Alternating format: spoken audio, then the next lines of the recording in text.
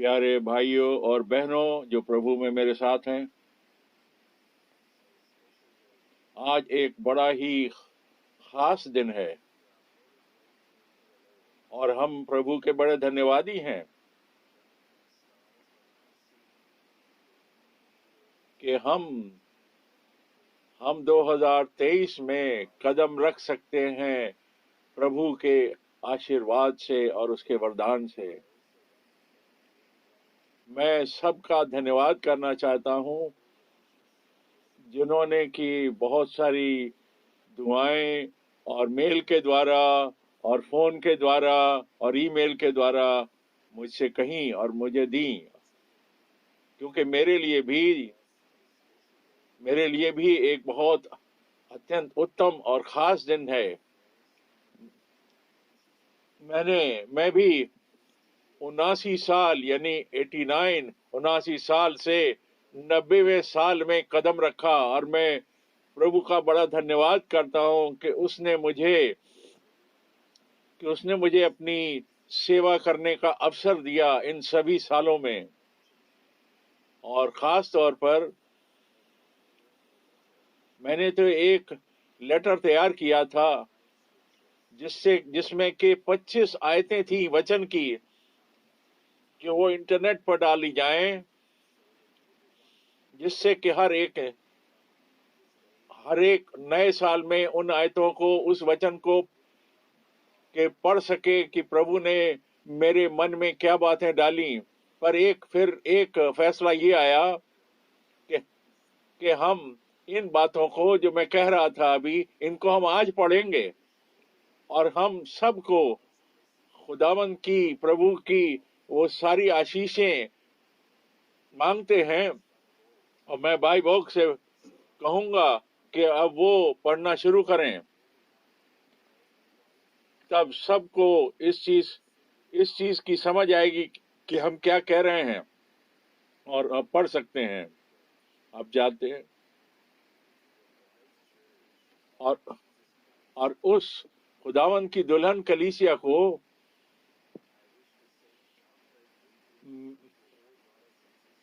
मैं सभी भाई बहनों को सारे संसार में हार्दिक बधाइयां देना चाहता हूं, जिन्होंने के खुदावंद के इस शुद्ध वचन को सुना है और आज उसका अनुभव कर रहे हैं और उस रैप्चर की तैयारी में मगन हैं। और प्रभु के और इशाया 55 से मैं पढ़ रहा हूं और 55 और 11 को पढ़ रहा हूं। इशाया 55-11 को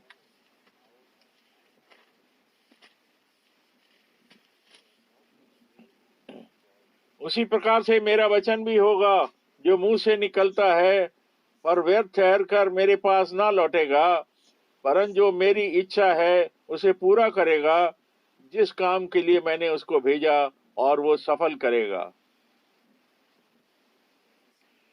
प्रभु का बड़ा धन्यवाद हो इस वचन के लिए कि हम इस बात को सचमुच विश्वास कर सकते हैं अपने दिलों से कि हम सब कुछ जो हमको प्रभु ने कहा वो पूरा होगा, और वो जरूरी है कि वो पूरा हो, क्योंकि खुदावंद का वचन कभी भी व्यर्थ वापस ना लौटेगा।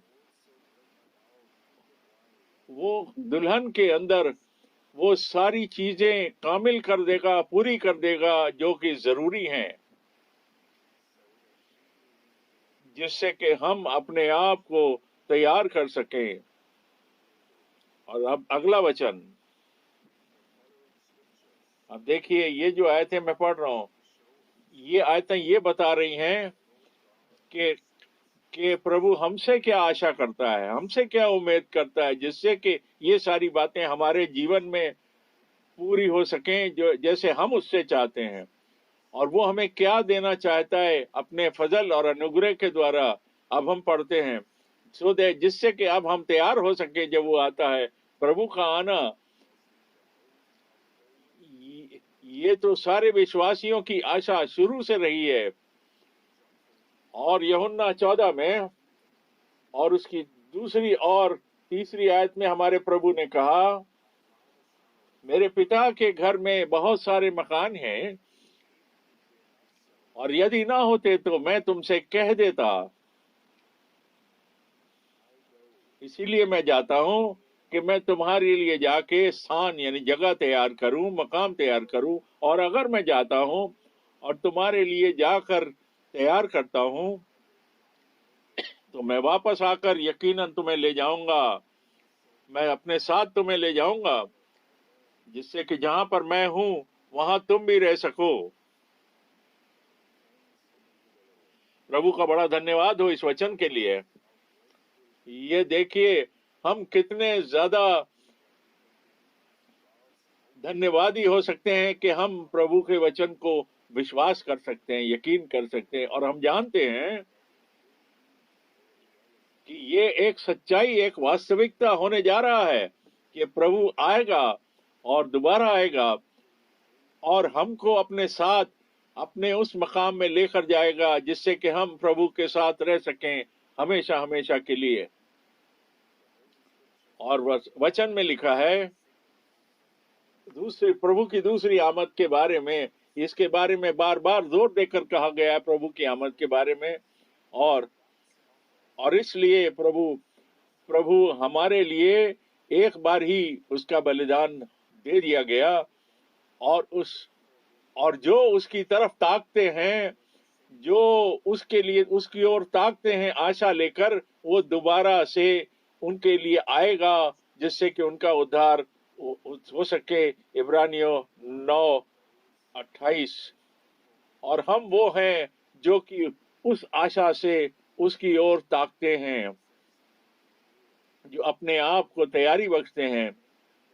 और हम इस बात की तैयारी रखते हैं कि हम उस नए वाचा के लहू को अपने ऊपर ले लें, और हम उसका धन्यवाद करते रहें कि हम प्रभु की आत्मा का धन्यवाद करते हैं, जो हमें आत्मिक तौर पर हमारी अगुवाई करता है। अब देखिए इनोक के बारे में लिखा है कि वो विश्वास के द्वारा वो बदल गया, वो इस संसार से कूच कर गया और इस संसार में ना पाया गया, उठा लिया गया, क्योंकि प्रभु ने उसको यहाँ से बुलाकर उठा लिया था। और इससे पहले कि उठाया जाता, ये उसकी गवाही थी कि वो प्रभु को, खुदावंद को प्रसन्न करता था। इब्रानियों 11:5। प्रभु हमको भी ये आशीष दे।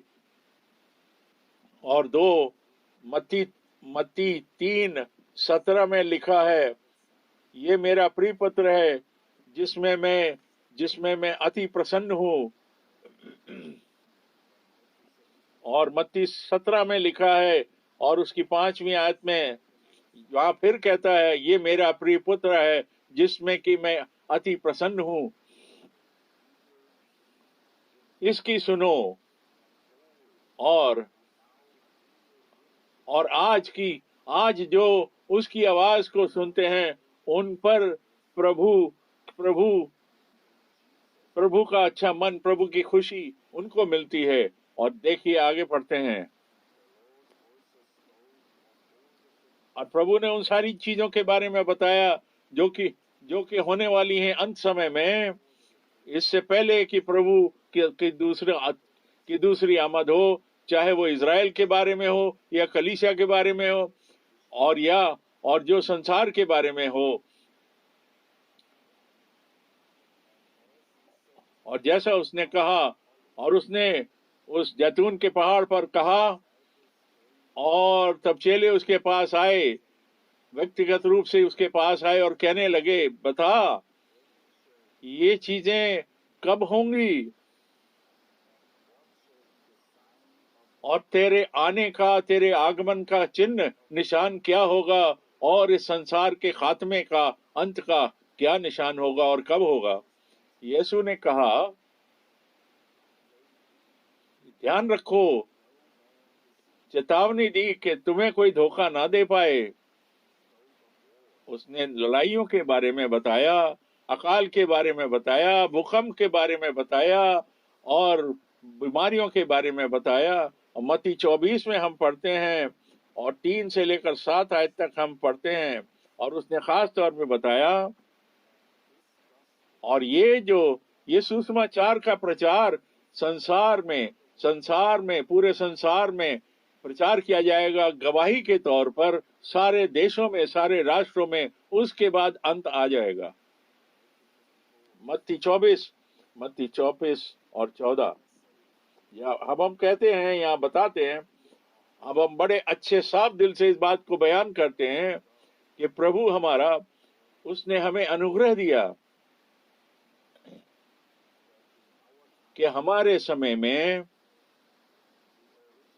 ये जो प्रभु का समाचार है, ये प्रचार किया जा सका, और सारे संसार में पहली बार 2000 सालों के बाद इसका इस प्रकार से प्रचार हो सका।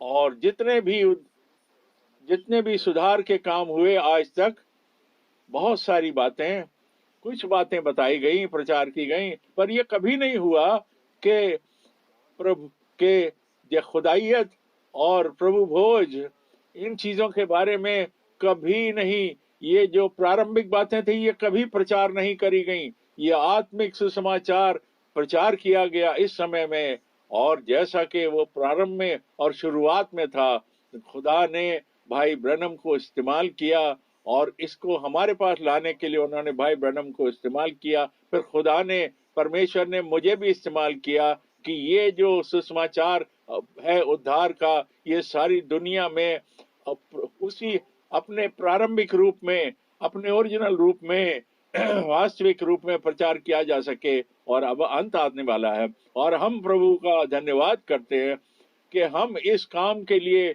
इस प्रभु के इस वचन के काम को पूरा करने के लिए प्रभु का धन्यवाद करते हैं। आगे बढ़ते हैं, और लूका 21 और 28 में कहता है, प्रभु ने कहा, उसने अपने लोगों से कहा, और उन चीजों के बारे में जो आखिरियत में होने वाली हैं, अंत में होने वाली है, प्रभु ने बताया। और जब ये चीजें होने लगे, तब ऊपर नजर उठाकर देखो और अपने सिरों को ऊपर उठाओ, क्योंकि अब तुम्हारा उद्धार का काम बहुत नजदीक है। इससे पहले कि उसकी वापसी हो, हर चीज को वापस बहाली की हालत में होना पड़ेगा, जैसा कि शुरुआत में था। जैसा कि प्रेरितों के काम उसके 3 और 21 में लिखा है, प्रेरितों के काम 3:21 में लिखा है,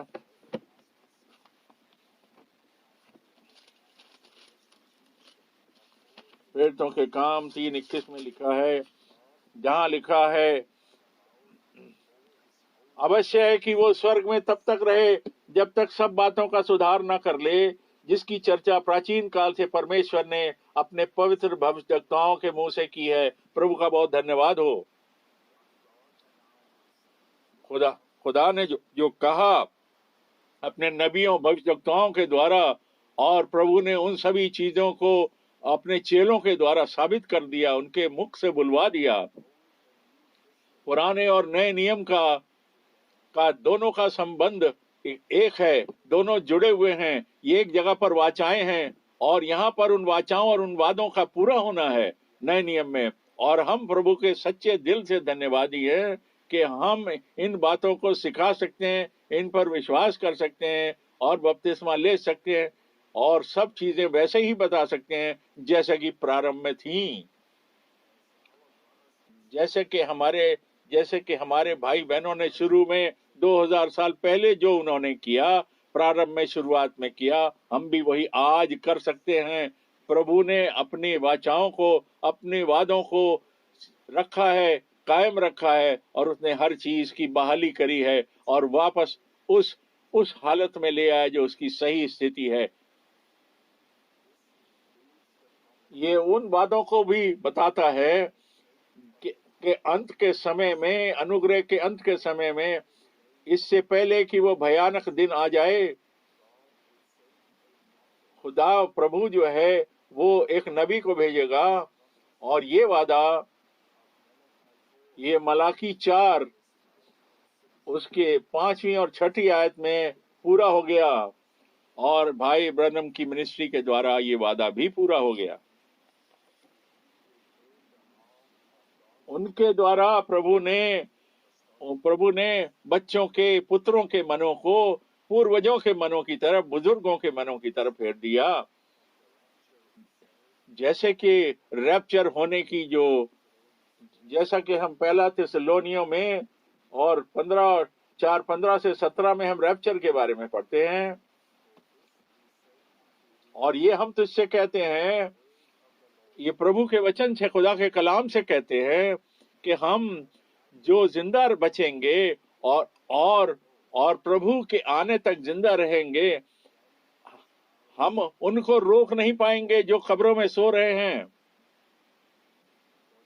क्योंकि प्रभु स्वयं आसमान से उतरेगा बादलों में, और वो ऊंची पुकार के साथ और महान दूत की आवाज के साथ और तुरही के साथ वो उतरेगा बादलों में, और जो प्रभु में मरे थे, सोए थे, वो सबसे पहले जी उठेंगे। और हम जो उस समय जीवित रहेंगे, वो भी प्रभु के साथ हम बदल जाएंगे, और हम उनके साथ जो जी उठेंगे प्रभु के साथ, हम इकट्ठे बादलों में मिलेंगे, और इस प्रकार से हम प्रभु के साथ उस समय के बाद से हमेशा हमेशा तक रहेंगे। प्रभु के नाम को जलाल मिले, उसके नाम को महिमा मिले। हम ये तुझसे कहते हैं, वचन कहता है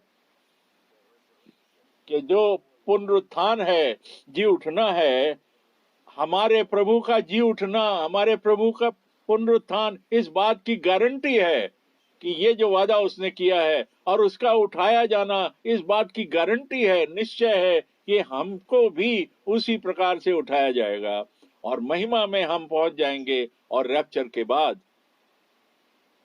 हालेलुया। और प्रभु के नाम की महिमा हो, प्रशंसा हो। और अब आगे पढ़ते हैं फिलिपियों 3 और 21 और 22।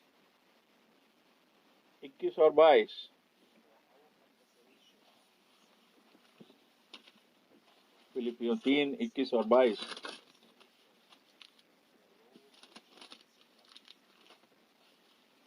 फिलिपियों 3, 21 और 22। अपनी शक्ति के उस प्रभाव के अनुसार जिसके द्वारा वो सब वस्तुओं को अपने वश में कर लेता है, हमारी दीन देह का रूप बदल कर अपनी महिमा के देह के अनुकूल बना देगा। इसके लिए जरूरी क्या है कि आगे वाला जो वचन पढ़ा जा रहा है वो हमारी जिंदगी में पूरा हो जाए। पर अगर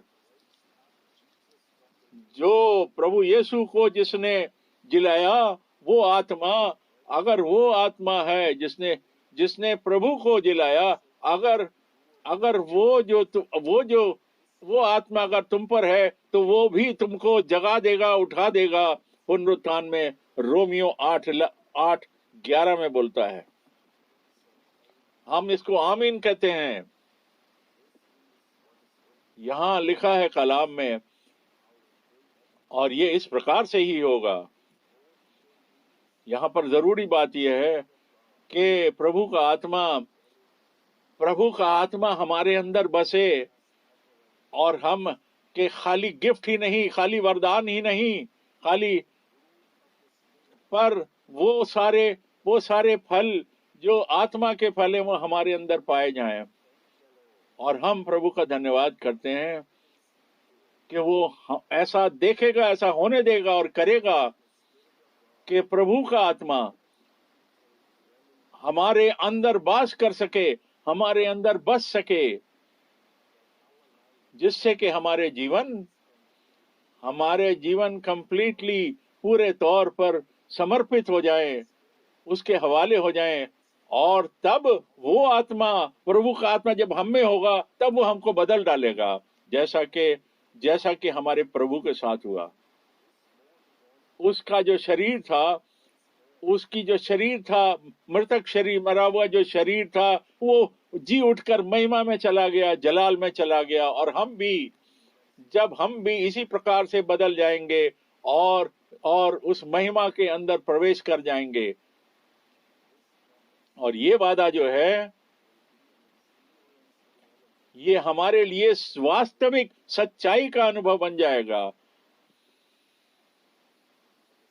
और इसी प्रकार से हमको ये उत्साह बताया गया, हमारा को हौसला दिया गया है कि हमें सच्चाई में खड़े रहना है और हमें प्रभु के काम को कंप्लीट करने के लिए खड़ा रहना है कि पवित्र आत्मा की शक्ति से हम उसमें बने रहें। और हमें बड़ा पेशेंट रहना है और प्रभु के आने की बाट जोनी है। और हमें अब देखिए, जो किसान जो है वो जमीन के फसल की इंतजार करता है जब तक कि उसे पहली और आखिरी बारिश ना मिल जाए।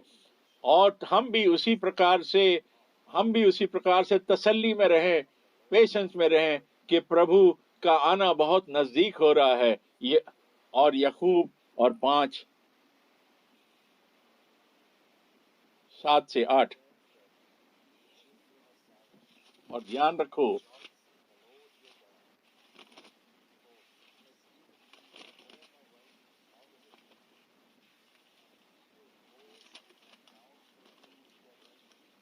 याकूब 5:7-8। इसलिए भाइयों, प्रभु के आगमन तक के धीरज रखो। किसान पृथ्वी की बहुमूल फसल की आशा रखता है, अब प्रथम और अंतिम वर्षा तक धीरज रखता है। तुम भी धीरज धरो और हृदय को दृढ़ करो, क्योंकि प्रभु का आगमन नजदीक है।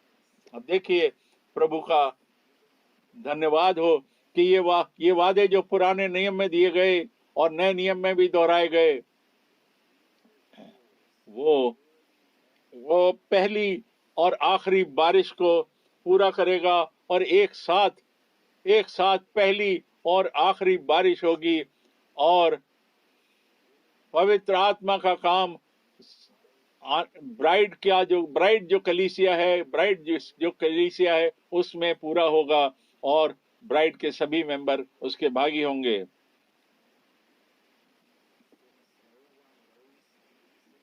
क्योंकि किसी को भी उसके आने का वक्त नहीं पता। हमारे को ये चेतावनी दी गई है कि हमें हर समय तैयार रहना है। इसलिए हमेशा तैयार रहो, क्योंकि ऐसे समय में वो आएगा, प्रभु ऐसे समय में आएगा जबकि कोई उसको एक्सपेक्ट नहीं करेगा, उसकी आशा भी नहीं करेगा, और वो आ जाएगा। मत्ती 24 में लिखा है। हमें इसे बड़ी गंभीरता और संजीदगी से इस बात को लेना है अपने मनों में। इसलिए हम अपने आप को बड़े भय से उस वादे को, ऐसा ना हो कि हम उसके विश्राम में शामिल ना हो पाए। कहीं ऐसा ना हो कि हम पीछे रह जाएं।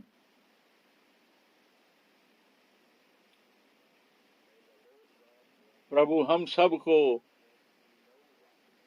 ऐसा फजल दे कि कोई जो आज विश्वास करता है अपने सच्चे मन से, वो सच्चाई में जो विश्वास करता है, और उस सेविकाई को, उस खिदमत को भी जो खुदा ने भाई ब्रैनम को दी थी, और इस आखिरी समय में इस आखिरी मैसेज को लाने के लिए और बहाली करने के लिए जो इन सारी चीजों पर विश्वास करता है, यो इन सारी चीजों पर को अपने सारे मन से विश्वास करता है, सारे दिल से विश्वास करता है और उनका वास्तविक रूप में अनुभव अपने जीवन में करता है।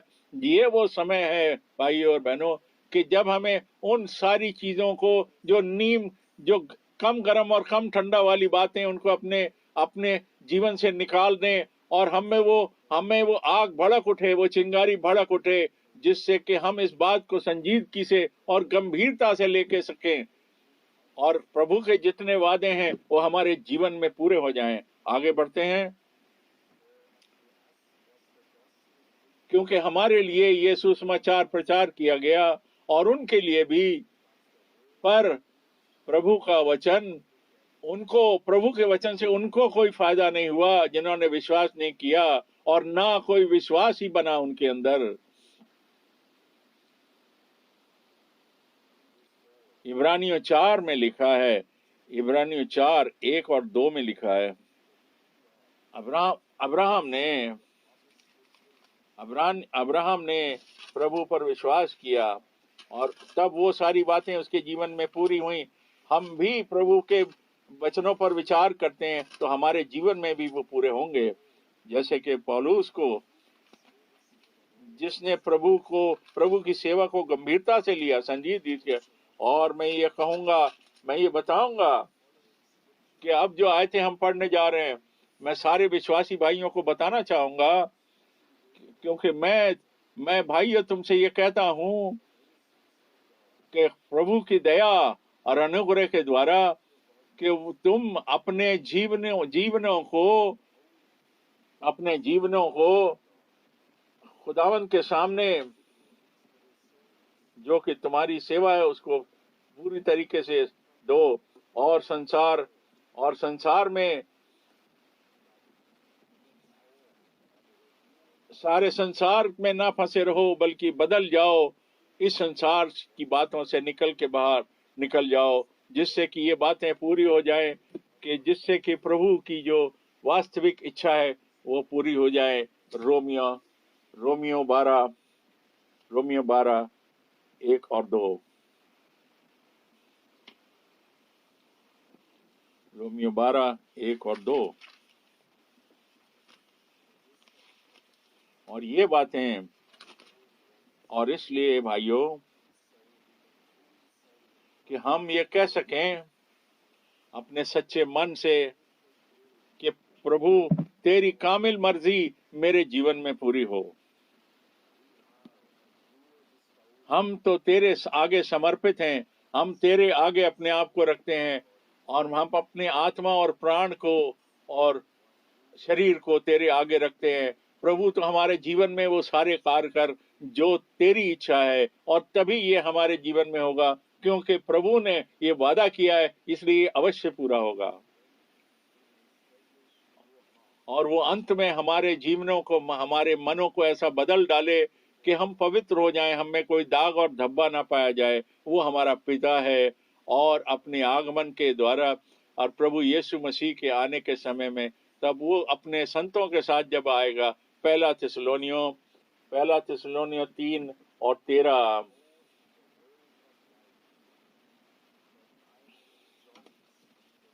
पहला थिस्सलुनीयन 1 और 13। 1 और 13। फिलिपियों 2:16। फिलिपियों 2:16। फिलिपियों 2 और 13। फिलिपियों 2 और 13। फिलिपियों 2:16 कि मसीह के दिन घमंड करने का कारण हो जाए, ना मेरा दौड़ना, ना मेरा परिश्रम करना व्यर्थ हुआ। मैं तुम सबके साथ आनंद करता हूं, जो प्रभु यीशु मसीह के द्वारा उस महिमा के दिन के लिए। फिलिपियों 1:9 से 11।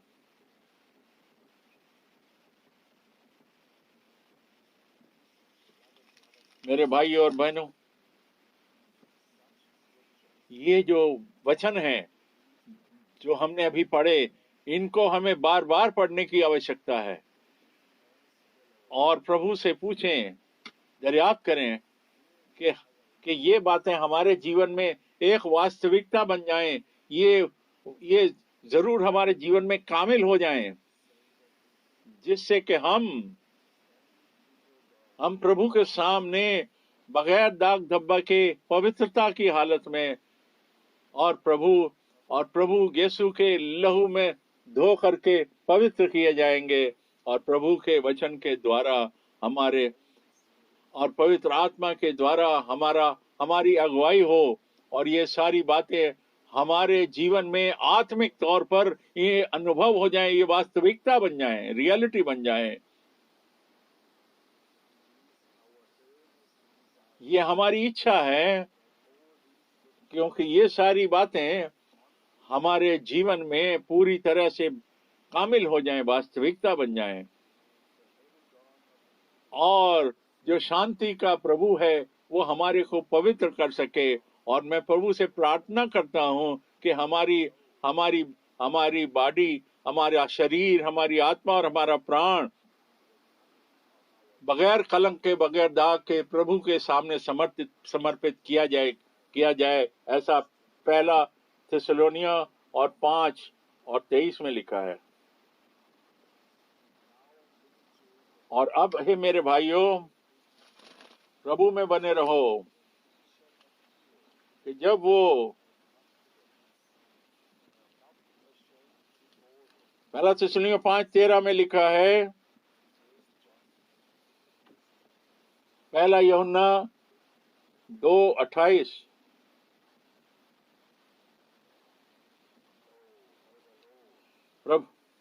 प्रभु हम सबको बड़ा अनुग्रह दे कि कोई भी पीछे ना रह जाए।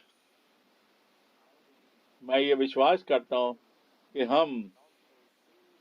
कि जब महिमा में कोई भी एक भी कुर्सी खाली ना रह जाए, प्रभु हम सब को ले जाए और हम उस भोज में, उस आत्मिक भोज में प्रभु के साथ हमेशा तक बैठे। और वो बड़ी भीड़ जो प्रभु के साथ, मैंने तो रैप्चर को अपने दर्शन में देखा, मैंने देखा कि वो अनगिनत लोग जो प्रभु के दरबार में पाए जाते हैं, और मैंने इसका अनुभव किया। और मैं प्रभु का बहुत धन्यवादी हूं कि हम इस बात का विश्वास कर सकें कि ये वास्तव में ये जरूरी, ये होने वाला है, और पर उसके होने का समय और घड़ी सिर्फ प्रभु जानता है।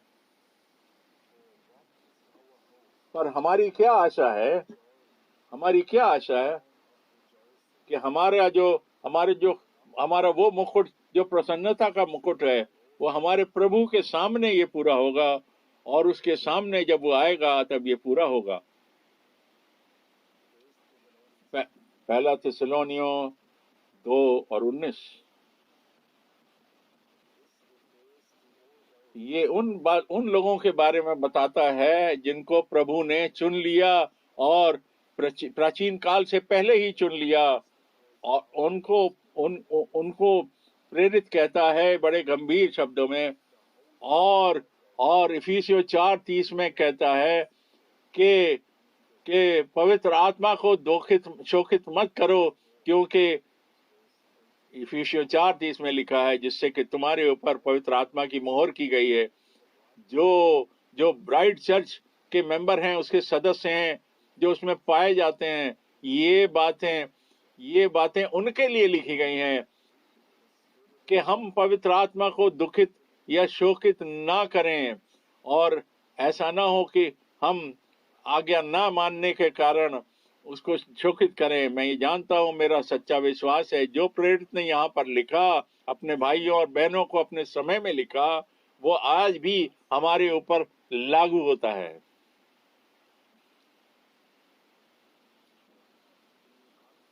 और हम इस चीज के में हमारा निश्चय है कि वो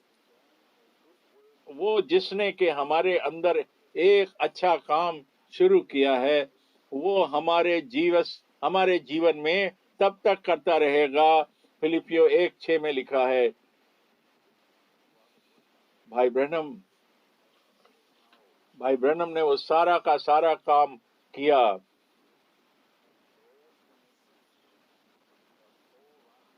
और उन्होंने वो जो संदेश था वो प्रभु के आने तक रखा रहा।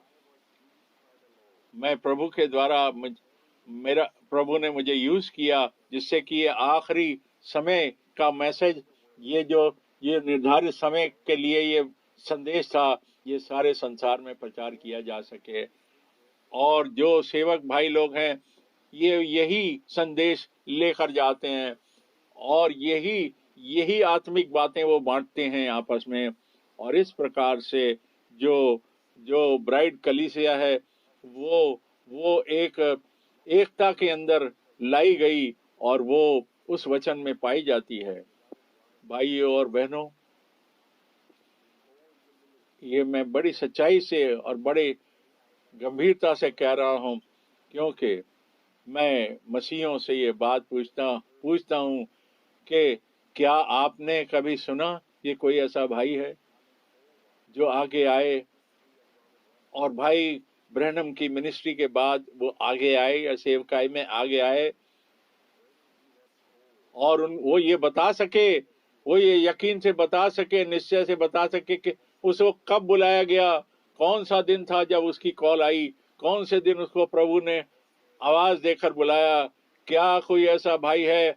क्या इस संसार में कोई ऐसा भाई किसी देश में किसी स्थान पर पाया जाता है जो भाई ब्रैनम के चले जाने के बाद आज ये निश्चय से कह सकता है, दावे से कह सकता है कि मुझे प्रभु ने बुलाया और प्रभु ने मुझे आवाज दी और मुझे ये आज्ञा दी और मुझे ये सेवा दी? क्या है कोई आज इस चीज का दावा कर सकता है कि मुझे जाना होगा, नगर नगर जाना होगा, देश देश जाना होगा और इस आत्मिक भोजन को बांटना होगा? जैसा भाई ब्रैनम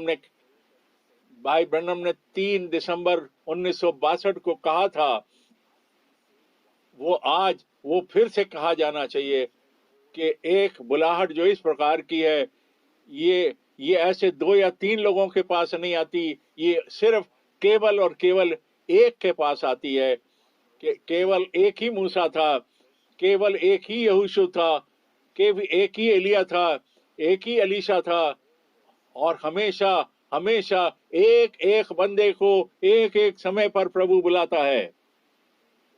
और आज जो भाई ब्रैनम की उस सेविकाई को रिकॉग्नाइज करते हैं और आज वो उसी मिनिस्ट्री के हिस्से पाए जाते हैं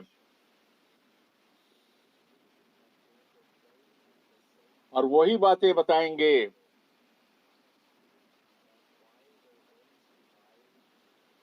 और वहां लिखा है कि जब वो खरीदने के लिए गए तब दूल्हा आ गया और जो तैयार थे वो तो भोज में प्रभु के साथ चले गए और दरवाजा बंद कर दिया गया।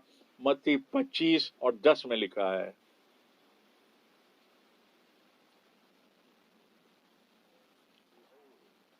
देखो, मैं बहुत जल्दी आता हूं और तब आत्मा और दुल्हन ने कहा, हे प्रभु तू आ, हे प्रभु तू आ। रेवलेशन प्रकाशित वाक्य 12 और 17 और 2023 का जो समय है, हम इसमें बड़े बड़े महान कार्यों के बारे में सोच सकते हैं और उसके प्रभु के जो वचन हैं, जो वादे हमारे जीवन में पूरे होंगे और हमें इस चीज का आश्वासन है और वादा है कि उसका वचन वो सारी की सारी बातें को कामिल करेगा, बहाल करेगा उन सभी कामों के लिए जिसके लिए उसका वचन भेजा गया और वो सारी बातें पूरी करेगा जो प्रभु ने वादा किया है। आमीन, आमीन।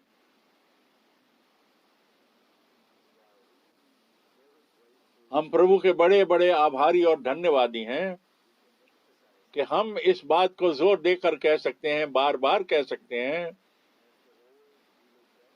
अब देखिए, हम उन सारे वर्षों को, सारे वक्त को, सारे सालों को 1966 से लेके अब तक के उन सालों को देख सकते हैं और प्रभु का धन्यवाद करते हैं कि हम वो सभी लोगों के लोग जो वो इसमें शामिल हैं। और जैसा कि लिखा है,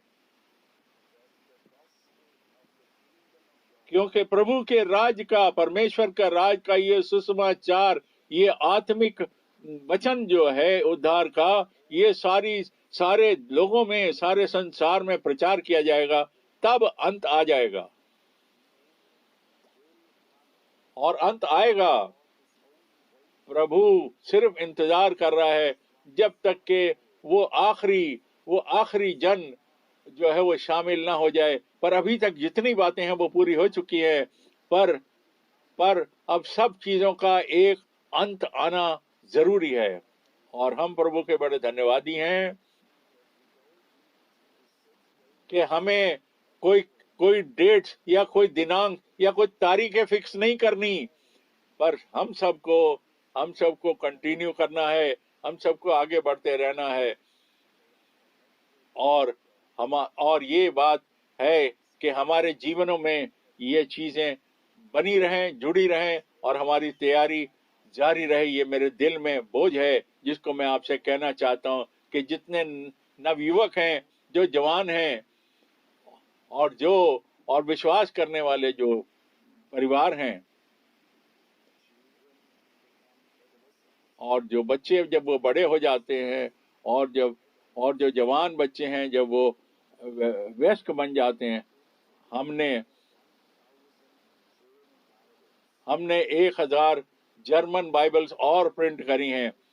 और मैं सारे भाइयों और बहनों को जो जर्मन भाषा पढ़ सकते हैं कि वो जो इन कॉपियों को लेना चाहते हैं वो इसको ऑर्डर कर सकते हैं, और इसको और मुफ्त में ये फ्री आपको दी जाएगी। और ऐसा प्रभु आपको ऐसा अनुग्रह दे कि सबके पास अपना पर्सनल एक्सपीरियंस हो जाए, अनुभव हो जाए, जैसा भाई ब्रनम ने कहा। क्योंकि प्रभु के सिर्फ बेटे और बेटियां हैं, उसके कोई ग्रैंड चिल्ड्रन नहीं, उसके कोई नाती पोते नहीं। जो जो जो के विश्वासियों के घरों में पैदा हुए हैं, उनके अंदर भी वही अनुभव होना चाहिए उद्धार का। और यहाँ देखिए कितनी गंभीर बात है, और ये हमें बताई जाती है जैसा अभी पढ़ा गया। जो तैयार थे, जो रेडी थे, वही उस विवाह के भोज में शामिल हो पाए, और उसके बाद दरवाजा बंद हो गया। और ये आखिरी पुकार अभी चल रही है, अभी आखिरी संदेश चल रहा है, और ये सारी संसार में प्रचार किया जा चुका है। और अब मैं ये कहता हूँ एक बार फिर से कि हम अपने अपने अंदर से वो सारी की सारी जो नीम हकीम बातें हैं उनको हटा दें और प्रभु की सेवा में लग जाएं, और ऐसा एक भी सिंगल मीटिंग हम मिस ना करें, और हम इस चीज का अनुभव वास्तविक तौर पे अनुभव करें कि हमारी तैयारी कहाँ खड़ी है। मैं आपको ये कहना चाहता हूँ कि हर एक वचन में, हर एक सरमन में, किसी न किसी रूप में हर एक के लिए कुछ न कुछ पाया जाता है। प्रभु का बड़ा धन्यवाद हो कि हम ये सारी बातें वास्तविक रूप में, व्यक्तिगत रूप में समझ सकते हैं। मैंने कुछ भाइयों से बात करी, और जिस प्रकार से भाई फ्रैंक, मैं ये गवाही दे सकता हूँ कि प्रभु वहां खड़ा था, और वो दाहिने तरफ प्रभु था, और उसने मुझसे बात करी, और एक एक शब्द उसी प्रकार से अनंत काल के लिए है। उसने मुझसे व्यक्तिगत रूप से बात करी, और ये इस प्रकार होना चाहिए कि प्रभु का वचन आप सबसे भी व्यक्तिगत रूप से बात कर सके। आप देखें कि हम कहाँ हैं, और देखिए, और प्रभु का जो वचन है इसके बारे में प्रभु हम सबको इस वर्ष में आशीष दे, और ये हमारे लिए स्वतंत्रता का वर्ष आ जाए, साल आ जाए कि हम प्रभु के कलाम में और बहाली में पूरे हो जाएं, और प्रभु और अपने अनुग्रह से और अपने फजल से हमें माला माल करे, हमें भर दे, और सभी भाषाओं में और सभी देशों में और सभी लोगों में प्रभु के का नाम को धन्यवाद हो। सारे भाइयों के लिए भी जो कि अनुवाद करते हैं, जो सारी लैंग्वेजेस में ट्रांसलेट करते हैं, प्रभु का बड़ा धन्यवाद हो। उन सभी भाइयों के लिए जो टेक्निक में हेल्प करते हैं, और जो सारे के सारे जो सारे के सारे सरमन ही ब्रॉडकास्ट किए जा सकते हैं। प्रभु का धन्यवाद हो कि हम इन चीजों का अनुभव कर सकते हैं, ये आखिरी बात को हम अनुभव कर सकते हैं और इसका हम अनुभव कर सकते हैं भली प्रकार से। और हम जानते हैं, हम इस बात को देखें कि हम प्रभु के सामने ये बहुत जरूरी समय है, बड़ा ही आवश्यक समय है, जबकि इंसान की जो इतिहास है, मनुष्य जाति के इतिहास में ये सबसे इम्पोर्टेंट बात है। और प्रभु का जो वचन है, उसके वचन में ये जो बातें सुन सकता है वो सुने इस बातों को कि आत्मा कलीसिया से क्या कहता है। सुने इस बात को, आत्मा की आवाज को सुने। और इस आखिरी आवाज में, इस आखिरी संदेश में, क्योंकि इसमें हमारी तैयारी इसमें पाई जाती है और हम उस बात को जाने। और इसमें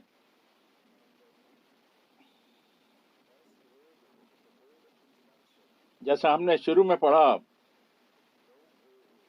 कोई भी प्रभु का वचन जो प्रभु ने भेजा है, जो प्रभु के मुख से निकला है, वो कोई भी शब्द जो आपको और मेरे लिए प्रभु ने भेजा है, वो व्यर्थ नहीं जाएगा। वो कुछ ना कुछ करके जाएगा, जिससे कि वो मेरे अंदर और आपके अंदर वो उस काम को पूरा करेगा, उस मकसद को पूरा करेगा जिसके लिए उसको भेजा गया था। और उस चीज को पूरा करेगा जो प्रभु ने अनंत काल से ठहराया हमारे उद्धार के काम के लिए। और ये यस है और ये हाँ है और ये आमीन है। जैसे कि प्रभु के सारे वादे अपनी जगह खड़े हैं, पूरे होते हैं, ये भी हाँ और आमीन है और इनका पूरा होना बहुत जरूरी है हम लोगों के जीवन के अंदर। प्रभु का बड़ा धन्यवाद हो। मेरे सारे तहे दिल से मैं प्रभु का शुक्रगुजार हूँ कि हम इन चीजों का अनुभव कर सके वास्तविक रूप से अपने जीवन में। बाहर बुलाया जाना, फिर अलग किया जाना, फिर तैयारी।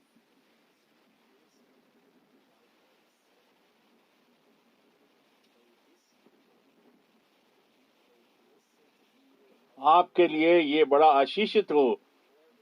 और सभी जगह पर जो कठिनाइयां और जो परीक्षाएं हम पर आती हैं, हम पर दिक्कतें आती हैं, वो सब जगह आती हैं, पर हम अपने मान को, अपने विश्वास को, वो हमारे साथ है और वो हमारे साथ है और हमारे इस संसार के अंत तक वो हमारे साथ है, जब तक वो नहीं आता और जब तक वो आकर के हमें अपने साथ नहीं ले जाता।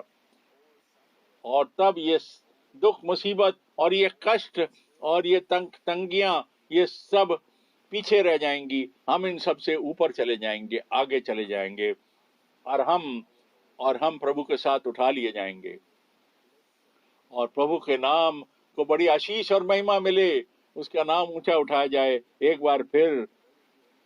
बार फिर कहा जाना जरूरी है कि हम विश्वास करते हैं, हम कंप्लीट उस पूरे के पूरे उद्धार के काम में, जिससे कि हमारी आत्मा और हमारा शरीर, हमारा प्राण, सबका उद्धार हो, कुछ भी बाकी ना रह जाए। हम प्रभु का धन्यवाद करते हैं और पुराने और नई वाचा के लिए और नए ऐतनामे के लिए और पुराने के लिए उसका धन्यवाद कर सकते हैं, क्योंकि जो भी उसने हमें दिया वो उसने अपने अनुग्रह के द्वारा दिया। और हम धन्यवाद करते हैं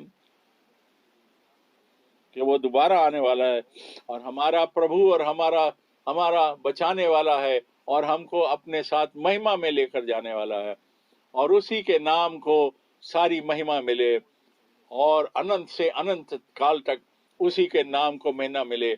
बहुत आशीषित हों, आपको बड़ी आशीषें मिले और सर्वशक्तिमान खुदावन की आशीषें आपको प्रभु यीशु मसीह के नाम में मिले। आमीन।